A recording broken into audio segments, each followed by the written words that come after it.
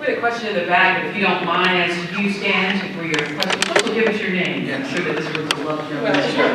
Now that the third questioner, I have to give my name.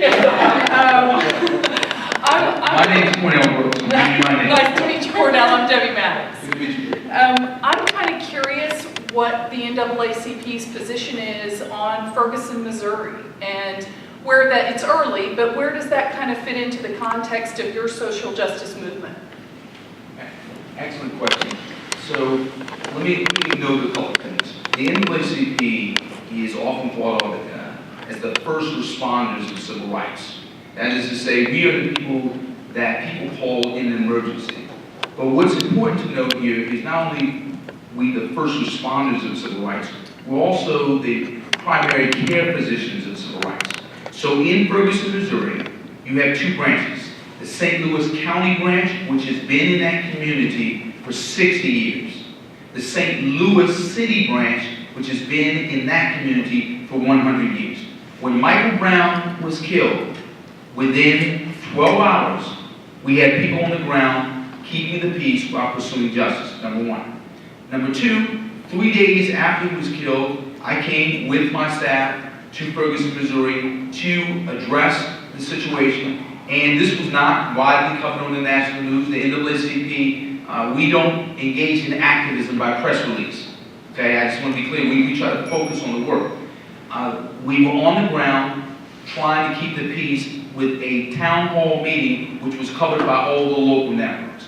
And in that meeting, we made a couple messages clear. Number one, we want a full, transparent, accountable investigation at the local level. Two, we called for, at the very beginning, a concurrent, parallel investigation by the Justice Department, which Attorney General Eric Holder responded to. Number three, we're calling for systemic criminal justice reform. That is to say, before Michael Brown was killed, we believe that he was racially profiled.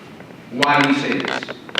Where we have young people who are walking the street. Imagine if you had a son, a brother, any young man in your life who walks the street, and maybe they're not paying attention to where they're going, they're not walking on the sidewalk, and you have a sworn officer of the law who says, get the F off the street, off the street and onto the sidewalk. That interaction, that indication of disrespect signals and suggests a certain discourteous, disrespectful, presumptive treatment being accorded to some young people and not others. The fact that in Ferguson you have a police department of 53 with only 3 African Americans, virtually no African Americans in government suggests that there's a problem. So we're calling for things like this: body cameras, right? We have the technology. We have the cameras in the cars. We now need the cameras on the officer's vest. Number two, we're calling for statistics on racial profiling. Why is that a problem? We believe that where you can't empirically describe a problem, it's difficult to solve. So when you go to the hospital, your physician can tell you how many people have been given a certain kind of medication and to what degree is that medication effective. When it comes to criminal justice, we need to know the facts, right? The NAACP does not engage in advocacy by hysteria. We want to know the facts. We want to respond to the facts.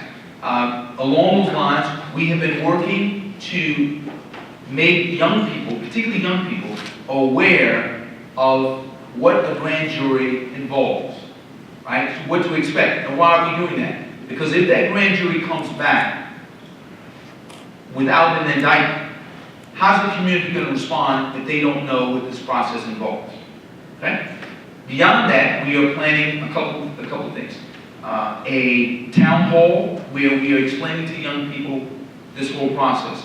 We called on Valerie Jarrett and Attorney General Eric Holder to engage particularly the young community around this whole process, and they've done that. Lastly, we created a pledge, a criminal justice pledge, what we're going to call a serve, protect, and respect pledge, where we call upon local officials, state legislators to enact a specific set of reforms. So the point being here is we're not interested in this being the kind of thing that everyone spends their 15 minutes of fame on. We're interested in reform because when you look into a mother's eyes, as I did in Ferguson, Missouri, and you see the pain, you see the tears in her eyes, it is not enough to make a pretty speech. We have to engage in serious, lasting reform that citizens and communities can count on.